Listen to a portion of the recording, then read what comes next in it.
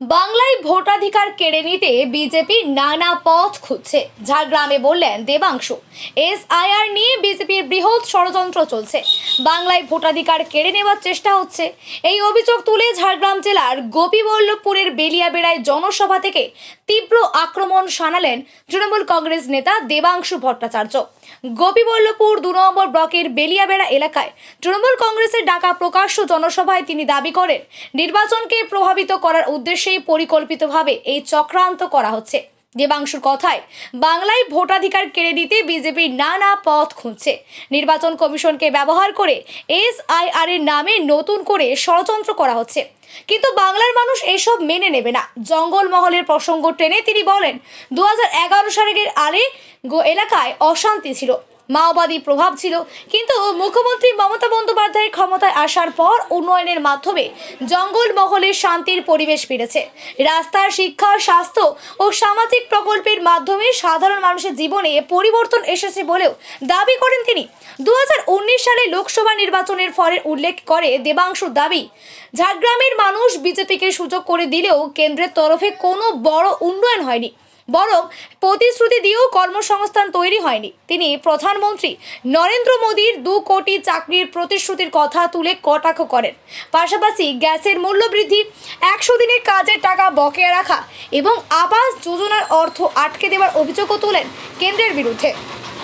রাজ্যের বিরোধী দলনেতা শুভেন্দু অধিকারীকেও নাম না করে কটাক্ষ করে দেবাংশু। তার দাবি, বাইরে থেকে এসে জঙ্গলমহলের রাজনীতি বোঝা যায় না, এখানকার মানুষ উন্নয়ন চায়, অশান্তি নয়। সবাই উপস্থিত ছিলেন গোপীবল্লভপুরের বিধায়ক ডক্টর খগেন্দ্রনাথ মাহাতো, ঝাড়গ্রাম জেলা পরিষদের মেন্টর স্বপন পাত্র, ব্লক তৃণমূল সভাপতি টিঙ্কু পাল, যুব সভাপতি সুমন সাহু, পঞ্চায়েত সমিতির সভাপতি সর্বরী অধিকারী সহ অন্যান্য নেতৃত্ববৃন্দ। সভাকে ঘিরে বেলিয়াবেড়া এলাকায় তৃণমূল কর্মী সমর্থকদের ভিড় লক্ষ্য করা যায়।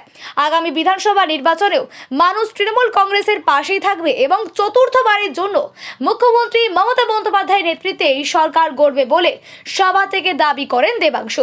এদিন সভায় বিজেপি ছেড়ে 50টি পরিবার তৃণমূলের দলীয় পতাকা হাতে তুলে নিয়ে শাসক শিবিরে যোগদান করেন। মানুষকে হয়রানি কেন?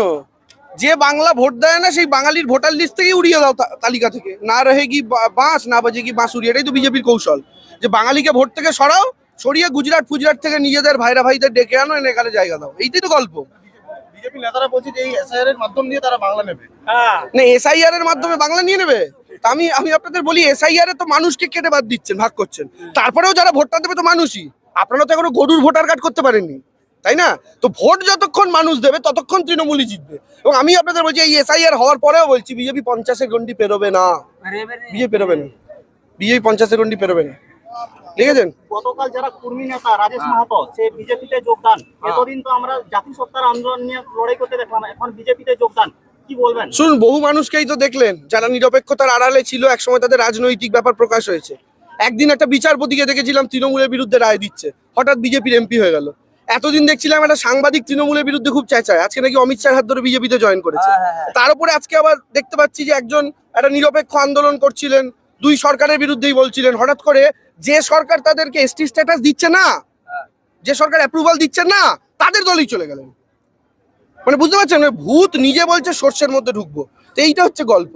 তো গল্পটা এখানেই যে মানুষ সবটা বুঝতে পারছেন। দেখুন, আমরা মমতা ব্যানার্জির আদর্শের উন্নয়ন নিয়ে লড়ছি।